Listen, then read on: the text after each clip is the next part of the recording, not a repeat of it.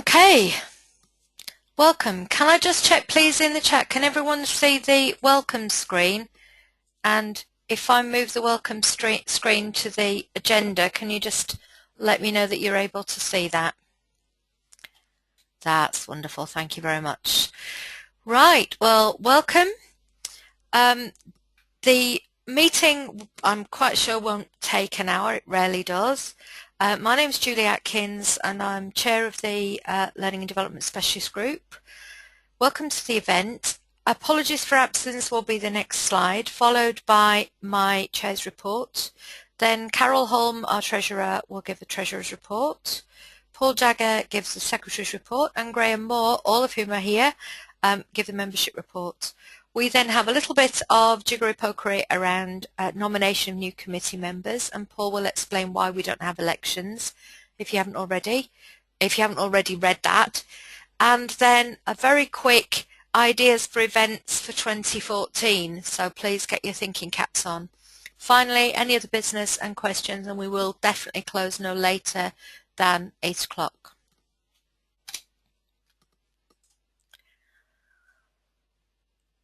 Hoping this slide will move on. So apologies for absence and acceptance of the AGM minutes. I'm just going to unmute Paul Jagger on this one.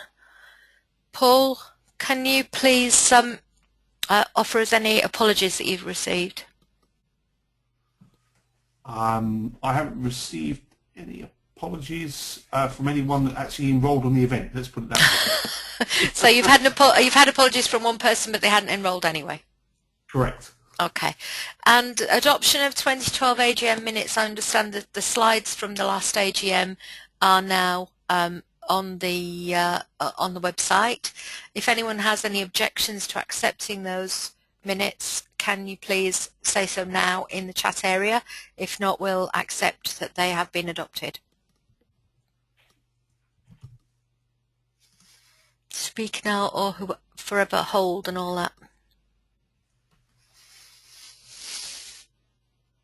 Okay, thank you. So, the chair's report. Well, it's been an interesting year. As ever, we've held a number of events, and excitingly, 3 of them, by the time we get to the end of the calendar year, will have been joint events with branches, which is fabulous. So Manchester branch at the beginning of the year actually had an event, the iPad in Education, and they approached us as to whether or not we wanted to join with them to run that event, which we did. It was a great success. We then had, we were the second group to do a BCS chat on integrating L&D into IT-enabled business change programs. That was an online event. It's still available online via YouTube, and I think Michelle would probably be able to correct me if it's not the case, but I think the link to that is on our site under past events. We then went to Newcastle branch in May and delivered Learning is the People side of successful business change, both to the Department of Work and Pensions during the day and then to Newcastle branch in the evening. Again, great success and a fabulous joint event. Thank you to both of those branches. And we then had a number of online events working with a fabulous online facilitator called David Smith, the first of which was how to motivate the online learner. The second of those, in fact, has been very recent, effective virtual communication. That was the one in September. And the next 2 events, one of those on the 5th of December is the third of David Smith's events, 5 best practices for effective virtual learning. The event in between on November the 18th is the event that we ran with Newcastle branch, but this time with BCS Nottingham and Derby branch. And in case any of the committee are thinking, but you've forgotten the most important one, of course we haven't forgotten our Blue Ribbon event from this year. Our Oxford Union style debate in the City of London. Again, delighted that that was in conjunction with the WCIT in the middle of June. Sadly, I missed it. and as Paul says, the silly plum in the claret smoking jacket, fortunately was able to stand in and run the event in my absence. Thank you very much, having done just about an amazing job, Paul and the team, the members of the committee, to make that happen. The debate was actually debating the motion, this House believes that academic education will never meet the skill needs of the IT profession. And before the event, 53% of attendees supported that motion, which meant that 47 opposed it. During the debate, we had 4 eminent professionals debating it, one of whom, Kevin Jones, is with us this evening. Thanks, Kevin. And David Evans, BCS Membership Director, joined forces to support the motion. And they were opposed admirably, I understand, by Bill Mitchell, Director of BCS Academy of Computing, and David Bowers from the Open University. After the event, 71% of the people supported the motion, but don't for 1 minute think that that means that academic education will never meet the skills and needs of the IT profession. What that means is the motion was carried. For further information on that, you may want to have a look at our online discussion in our LinkedIn group, and also as BCS member, you have received IT Now, and there's an article about it in the current edition. So the LinkedIn group leads me to the fact that we've had a major social media and marketing campaign this year that has been very successful, thanks to Susanna Way, who unfortunately isn't able to join us this evening from the look of it, but she's done a fabulous job as a committee member looking after social media. We didn't have a Twitter account particularly. We did have a LinkedIn group, but the amount of work that's gone into making both of those communities work for us has been tremendous this year. Susanna set them up, but the committee in general and of course our members have been very active. So the LinkedIn group now has 277 connections, and we have generated and joined in with 48 discussions. Our Twitter account at BCSL and DSG, and in fact Michelle Kay is currently tweeting from that account. We've grown our community to 223 followers and generated nearly 1,400 tweets, each linked to an appropriate web page, which is particularly important for our members. With live Twitter feeds being run for each event in 2013, and this is where Michelle has been particularly useful, because she's our tweet queen, I think that's fair to say, and is very, very good at keeping up with things and tweeting at them at the same time. Our publications, again, we still have a regular column in IT Now, and we've got a number, we regularly are asked to contribute articles. We do have a regular blog, our Lessons Learned blog, but we're always looking for contributions, both for articles, for the column in IT Now, and also for the blog. So please send ideas and contributions to me. Personally, there have been some nice things for me this year. One of them was to attend the Specialist Group Convention and receive the Meritorious Service Award in March. I'm particularly proud of that because, again, I'm now the second committee member from our specialist group to have received that award, which it helps incredibly with raising our profile within BCS as learning and development specialists. Again, I was asked to judge the UK IT Industry Awards for 2013 in September, just a few weeks ago, and in fact, yet again, there were 3 of our current committee who were judging those awards in different categories. We've got a really good profile now in BCS, which is really good to know. I'm also particularly happy to have delivered, by the time the end of the year comes anyway, to have delivered Learning is the People's Side of Successful Business Change to 2 BCS branches, because I think our our outreach in terms of to branches is really important, and this is the first year we've been able to do that. And of course, yet again, working with a fabulous committee, all of whom deserve great thanks again, and particularly those who have won't be joining us next year. Thank you very much. So I'm going to hand to Carol Holm. If I put your microphone on, Carol, and if you tell me, I will drive for you. Okay, so the next slide will be, that's me, introduction. Carol Holm here, I'm doing Treasurer. The update from the Treasurer for last year will be that based on the financial accounts provided to us at the end of the year, our income this year was almost 3,000 and our outgoings were 6,800-ish. We do get an allocation from the BCS every year for running costs of 3,000, and then we have a special allocation of projects. So all in all, within those figures, you'll see that we did actually maintain and were able to come in within budget. So that was a good success. In terms of just a few little changes, and for those of you that are already on the committee, if you do have to do expense forms, you'll see there has been a new expense form.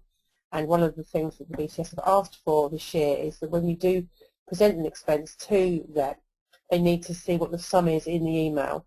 This is to comply with audit regulations. Basically, when you do submit your expenses, you need to say that you have this particular sum within the email, and also always make sure that you put the L&D SG in the heading of the email, which is something that can help them process your expenses really quickly, and it will help them to comply with their regulations for audit. So that was kind of the sum of last year, in that we managed to, and the event that we ran, the revenue event that Jooli spoke about earlier, obviously came in budget as well.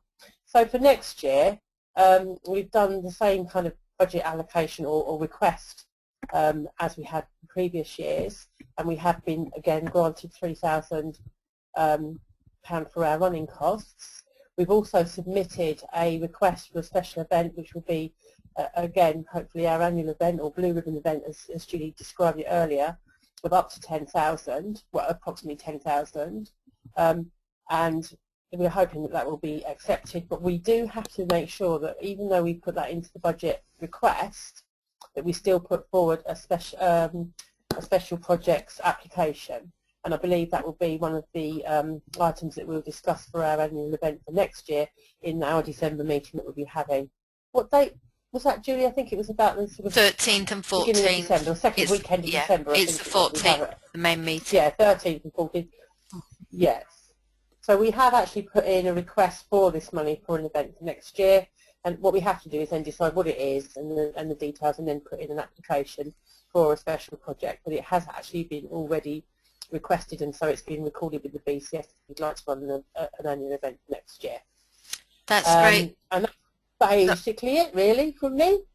Thanks, Carol. Paul has got a question for you, so if I just unmute Paul, please. Go ahead, Paul. Yeah, Carol, could you hear me? Yes, I can. So on this point of the in quotes new expense form that BCS HQ have obviously drafted at some point in time in the indeterminate past, I would like you to go back and push back on this in two respects. Firstly, if there is a new expense form generated from BCS HQ, the right, proper and only way to communicate the existence of that is through the chairs of the committees and then to the committee members. Not as they will do, which is that I submit an expense form, they come back to me and say, oh, you're not using the latest version.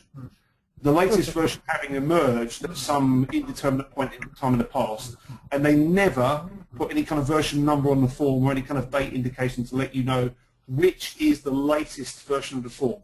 New to them means the one that they are using at BCS HQ at this point in time that they've told nobody else about. Secondly, BCS HQ are only working upon the instructions they're given by Membership Board Finance Committee. So I think separately to that is a note needs to go to the Chair of Membership Board Finance Committee and say, if you institute a new policy like we must specify the amount of an expense claim in the title of an email, and that there's a subsequent iteration to the expense approval form. Again, that's got to be forewarned from the Finance Committee to the chairs of all the branches and specialist groups to promulgation to the committee members. Or it can go through the Treasurer. I'm not fussed either way, but probably they've got a more definitive list of who the chairs are than the Treasurers. This concept of a new form emerges when you submit one that you believe to be correct. No, that's not acceptable, I'm afraid. No. Okay, I absolutely understand where you're coming from with that, Paul, and what I'll do is I'll take an action to communicate back and establish, at the end of the day, you know, how are they communicating this to people? Clearly, from your experience, it sounds like you submitted an expense and it got rejected because you hadn't done what you were asked to do because it hadn't come filtered through for this new policy. So I'll take that action and make sure that it gets communicated to everybody. Certainly the experience is wider than just my own, and it's not limited to this particular issue. It's it's a broader issue of effectively them making up the rules as they go along, or changing the rules as they go along, and not communicating the fact, and then chastising or penalising volunteers after the fact because they haven't communicated the fact that there's a requirement for change. Yeah. Okay, Can I add to that, Carol, that one of the experiences I've had recently is that I was asked to sign an expense form, scan it, and send the signed forms, which I've never had to do before. And when I said, when did that change? They said, oh, no, it hasn't really. You're fine. Just email it as you've always done. Oh. So it just again goes back with this lack of consistency. Okay. I think there are important things there. I'll make sure I get an email to Judith and speak to her about it all, Carol. and clarify everything and email all the committee members with the response from Judith. Thank you. Julie, this will make you laugh. Just to close out on that point, I've done exactly what you've just been asked to do for several years and was told by someone in the finance that they don't need to. So, thank you. Yeah. It all sounded really good when they sent it on the email, but and I thought, I hadn't realised, this is, to be honest with you, I thought that this new policy was being implemented from the beginning of this year, and so far I don't think we've had any real expenses since the beginning of this year, which is the beginning of September. So I was thinking that this policy that had been requested was going to happen from the beginning of this financial year, and therefore communicating it now would have been okay. I hadn't realised that this other stuff had been going on before then. So I apologise for that for me. And I'll sort it out with Judith and take it as an action for the next meeting. Thank you. That's lovely. Thank you very much. I'll just mute everyone again now and move back through our slides. And actually, I'm just about to unmute Paul again and move to our Secretaries Report. Thank you very much. Since I don't have a copy of it in front of me, you can skip the forward page. Yep. Okay, I'm not going to drain all of this. The gist of it is there are no changes to the Constitution this year because our Constitution is the rules for member groups. The rules for member groups are on the BCS volunteer portal. They go through a twice annual consultation exercise. And last year we took the pragmatic decision to deprecate use of our own kind of localised constitution and simply accept the rules as is, as the basis of governance of this SG. So you can find the rules on the volunteer portal, and the rules are our constitution. One point to note, which is that we're not conducting elections for offices this year because prior to last year's AGM, the committee invoked the right that we have under the rules to adopt a 3-year election cycle. Well, you can adopt a 1, 2 or 3 year. We opted for the 3-year cycle. So all of the officers that stood for election at the last AGM did so on the basis that they were going to be elected for a 3-year period. So that was made apparent during the AGM last year.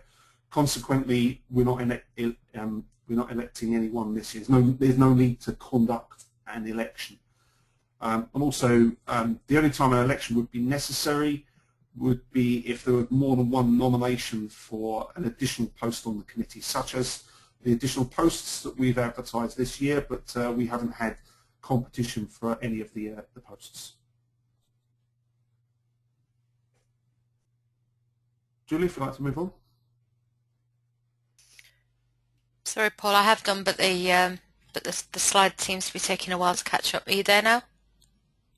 Yep. Okay, let's pull up with me. So just a bit about how we conduct the the governance, the planning, and the review of the specialist group. We meet almost every month on Skype. Some holidays accepted, although we did have a hiccup with one meeting this year. And we also endeavour to meet at least once a year face-to-face for our annual event planning workshop, and our next event planning workshop is coming up second week in December. The way we operate, and indeed intend to operate going forward, is to have an agenda circulated prior to every committee meeting, and our agenda focuses really on forward event planning more than anything else. We do record minutes for every meeting. Something we haven't done in the past is to publish those minutes on the SG's web pages. No particular reason for that other than we just haven't got round to doing it. I think as our maturity of managing the meetings has improved significantly, and we've got a lot more structure and rigour around both agendas and minutes and recording all of the actions and agreements therein. It's certainly my intention in 2014 to publish all of the minutes on the SG's web pages with appropriate redactions where necessary. One other point to note is this year we did trial the concept of forming a subcommittee, which is something that the rules permit us to do. In the case of this year, it's actually more of a working party, and we set that up to plan, manage and deliver our Blue Ribbon event, the Oxford Union Star Debate. I think that worked very well for us, and it's a model we will certainly consider for future flagship events. That's it, I think. Fabulous, thank you very much. Okay, I will mute you again, Paul, and unmute Graham. If you just bear with me a second. Graham, would you like to introduce yourself? Good evening. Hi, I'm Greenworm. I'm the Membership Secretary. It's my first report. I just joined the committee last year, also chair the Newcastle branch. Okay, so there's two slides here. The first one's all this on, and the second one's just a graph on it. Essentially, the headline is membership hasn't changed a huge deal over the last few years. We've been down slightly every year for the last 3 or 4 years, and we're now at 1673. We are predominantly male-in membership. The BCS and I like to think we will try and promote the idea of female membership of the group over the coming year. It makes it for a healthier group, having a larger female rather than just a single male demographic. And we are quite widespread, having membership over 60 currently for us. As the stats show, the majority of them are in this country. We have a slight increase in membership professionally and chartered this year, and the graph is quite self-explanatory really. Just click on the next one, Julie, please. Yes, that's just a larger graph of the same thing as it was on the previous page. Pretty static in terms of membership. We do really need to increase it. It's a priority also of the BCS in general to increase membership. I've just joined the membership board's policy committee this year, and one of the goals of that is to try and increase membership. So there'll be some discussions as to how that might occur with various parties. And I think that's it from me, Julie. That's great, thank you. Can I just say that one of, although I agree with you that one of our objectives is to increase membership, a bigger objective is to have more members engaging with us, and that's pretty much what our sole purpose is to a large extent. So, thank you very much, Graham. There are a couple of questions that have been published there. I'll leave them to the, actually there's only the one, because one of them is saying that Graham's a little bit quiet. Sorry about that, Gareth. I hope you got it in the end. I've got on here then nomination of committee members, and I think what I will do, Paul, is unmute you, but I know you haven't actually got these slides, but this is just to confirm the officers who are currently standing are prepared to continue for another year. So I will remain as chair, Paul will remain as secretary, Carol as treasurer, and Graham as membership secretary. We have other committee members who will also continue. Kevin Streeter will remain as external relations, and Michelle Kay has agreed to remain as events organiser. Sadly, and I have to say through work commitments really, again, we're a very busy group of people, and 3 of them unfortunately are no longer able to continue with us. Sue Bird had to resign towards the beginning of the year because of her work commitments as events organiser, and Susanna Way, whose work was mentioned earlier on, had to resign as online coordinator, and Mark Palmer sadly resigned a couple of months ago as marketing officer. So we are very keen to, particularly as you can see that Michelle is now events organiser, we've got that covered, but online coordinator and marketing officer, we're particularly keen to hear from people who would like to join us to take on those roles in particular. But we also have a new committee member who has volunteered to take on the role of academic relations. Paul, would you like to pick up on how we'll formally co-opt Kevin onto the committee at this stage? Yes, indeed. The rules for governance of member groups allow us to co-opt members as and when required. In this case, since we're creating a new post, it's right that we advertise that in advance and certainly communicate the fact that we were looking for someone.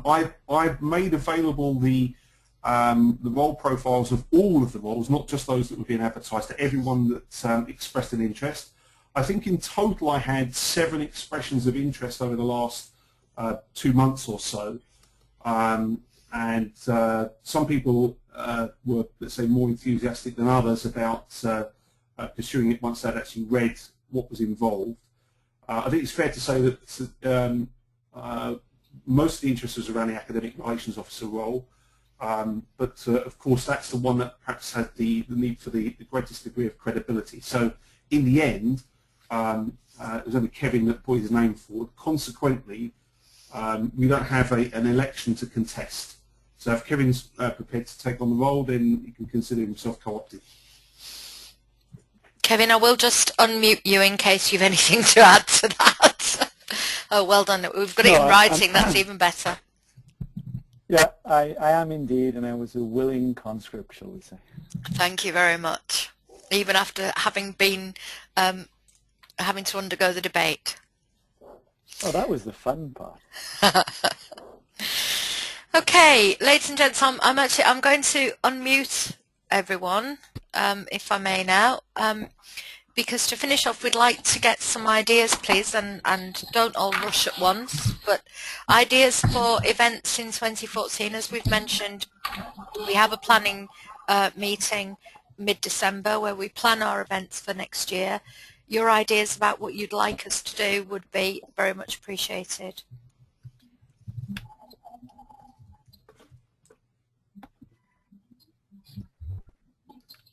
Or not, of course.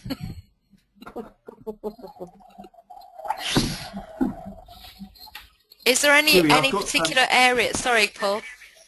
Yeah, I've got a number of suggestions. I want to keep this at a fairly high level. Certainly don't want to enter into a great discussion now. I think with Kevin joining the committee, with the work that we did last year, reaching out to both the academic and the compulsory education sector, the SG has kind of expanded its scope from workplace learning, where we started, into academia and also a little bit into compulsory education. I would like to propose that whatever we do next year in terms of events, we make sure that we touch all 3 of those communities, whether that be with one event or 3 separate events, And if there's a subject area that I would suggest that we embrace for perhaps a blue ribbon event, the scope, nature of which yet to be determined, that is of equal relevance and applicability to those three sections of our very broad church now, it would be cyber security. Okay.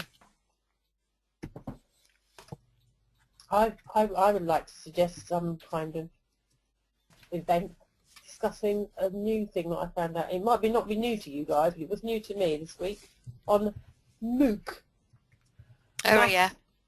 Yeah. Yeah. That's a very interesting concept that I've just heard about, and I'd love to see if we could have some sort of event around that, because it's a very interesting topic.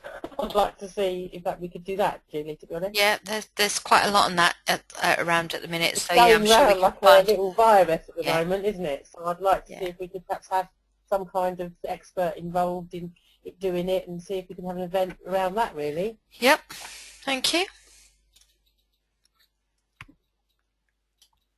Anything else? We might want, we might want to think about the fact that Willits recently announced the 8 great technologies that the UK is going to be world leading in. One of them was big data, Yeah. which means he's assuming a properly educated and professionally relevant workforce to dive into that space. Yeah. We probably should be able to say something around the necessary background to get people active and useful in that space. Yeah, again, there are lots of, sorry, just picking up on what Graham's just put in the chat there are lots of branches who are delivering big data events, and lots of the SGs are, and I think finding the skills relevance to that will be particularly useful. So again, with these things, if anyone has any expertise in these areas, or knows of contacts with the relevant expertise, we'd also be grateful to hear. We'd be grateful to hear of those contacts.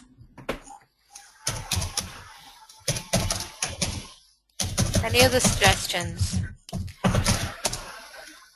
Whoever's typing, you must be very close to your keyboard, because that sounds like thumping. I don't know about typing.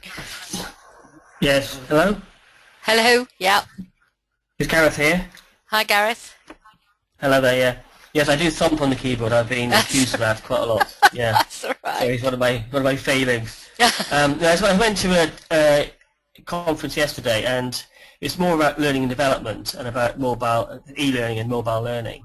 And certainly from the public sector and local government in particular, there seems to be a huge kind of division between the learning and development people and the IT people in terms of delivering the kind of things that learning and development want to deliver, compared to what the IT people tend to want to keep sort of safe. And that goes back to things like, I suppose, cyber security and all kinds of locking down the kind of the structure they've got, which doesn't really promote the use of mobile devices, bring your own thing to work sometimes, because it conflicts with the infrastructure. I think that's quite an important thing from a learning and development point of view in IT that needs to be sort of tried to address. Yeah, no, that's fabulous. Thank you very much. So around on this, is this something that you've got particular experience of, Gareth? Is this something that you'd like to get involved with organising? Yes, yeah, I'm sure I could organise something to do with that. Yeah, because I mean, when I worked with the county council before I left and started my own company up, we were very fortunate to have a very forward-looking IT department, and sort of embraced the use of Facebook and YouTube at work for learning purposes, and also had a separate initiative to enable managers to manage the potential use of these social media tools. And I'm finding from a conference I went to yesterday in Cardiff that a lot of, certainly local government and beyond, and certainly in the central government, they have very locked down things. And I think implications of this need to be thought through, because I think we need to influence the IT world about the kind of benefits that the freedom that can be given to people who quite normally use social networking outside of work within the work environment. It's about getting And the I think it's balance quite right, important. isn't it, to help people Yeah. to learn and engage, but also and in fact I think that ties in really well with engagement activities in general, and the business change hammer that I've been banging for many years now. So if I'm if sure, that's something that you'd be happy to help with, can Take I forward, yeah, absolutely, yeah. could you possibly send me an email outside of the AGM, and we'll get Sure. together and put something together on that. That would be great. Thank you. Yeah, that's fine, no problem. Any other suggestions from anyone?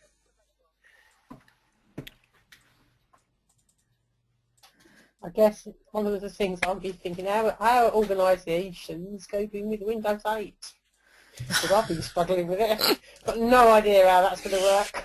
I'm not sure many organisations have even touched technology. Windows 8, and I think that's part of but what I'm Gareth just was saying, talking about. it's going to come. It's coming our way. How And are organisations I think that's similar to technology?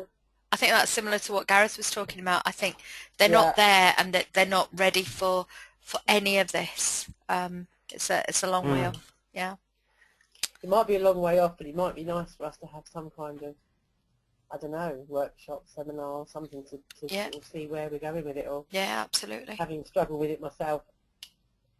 Not with my organisation, just me. Yeah. Just getting to grips with the whole thing, you know, and that's been doing it for years, and it's very, very concerning. Yep. Anything else before we move on to our final topic? Thank you. There are lots of great ideas there. Okay, well, just a reminder, please, under any other business, that we are looking actively for committee members.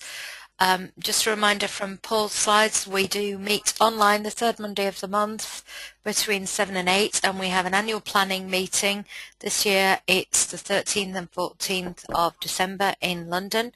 We tend to get together as a committee around our Blue Ribbon event in the middle of the year as well, so whatever that face-to-face event looks like, they're really our main areas. Does anyone else have any other business?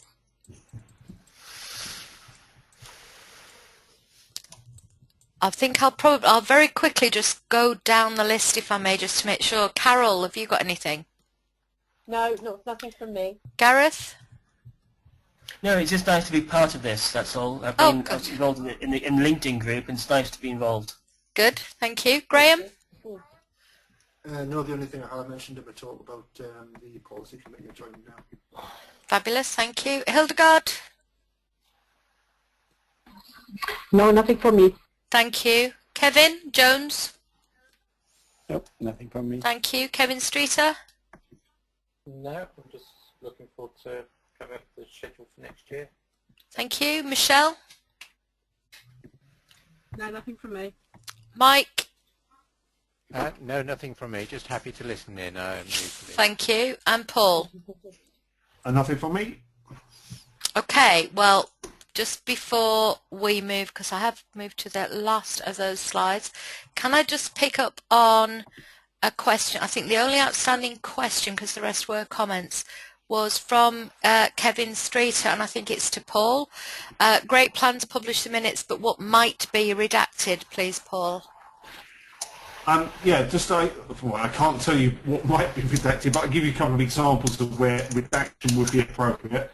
As with all of the BCS governance boards and committees, the principle is openness and transparency in all of the business of the committees, except where there is reasonable grounds for redaction. For example, let's imagine a theoretical scenario where this committee had a particular issue it had to raise about the behaviour of a member, and wanted to and was going to raise that with the membership board policy committee, and we voted on it. We wouldn't want that member's name appearing in the minutes. Okay, thank you. But if we had a problem with a particular another SG, for example, or a branch, then that's the sort of thing that would be in the minutes. Is that fair, Paul? It rather depends on the circumstances. It would, for example, if we were making a formal complaint, it would not be reasonable to disclose details of that until such time as Membership Board Policy Committee had had the opportunity to look into the legitimacy of the complaint. Yeah. And then if they subsequently decide to act upon it, so we might delay, for example, publication of the minutes in that case. Okay, fabulous. Thank you. Anyone get any other questions?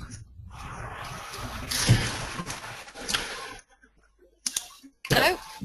In that case, no. Thank you very much for attending, and we'll see you at the next AGM. Anyone interested in joining the committee who's not already with us, please contact me, and we'd love to see you online on our LinkedIn groups, following Twitter, and at our events. Thank you very much all.